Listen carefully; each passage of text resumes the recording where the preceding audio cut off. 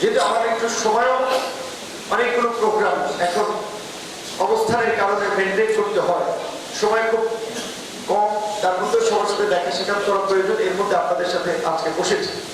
এর মধ্যে দিয়ে আমার একটা বার্তা আগেও পরিষ্কার করেছি যে আমি নিজে একটা সাধারণ পরিবার থেকে উঠে এসেছি, কাজে আমি সাধারণ মানুষের দুঃখ কষ্ট এবং সেই বাস্তবতা বুঝি।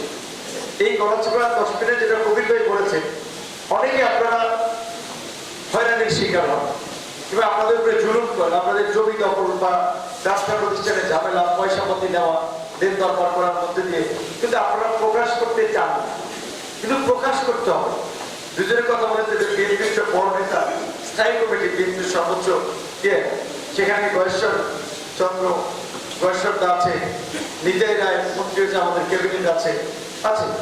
আপনারাও শুধুমাত্র মানে চুপচাপ থাকবেন না, নেতৃত্ব পর্যায়ে আসেন, একটু নিজেদেরকে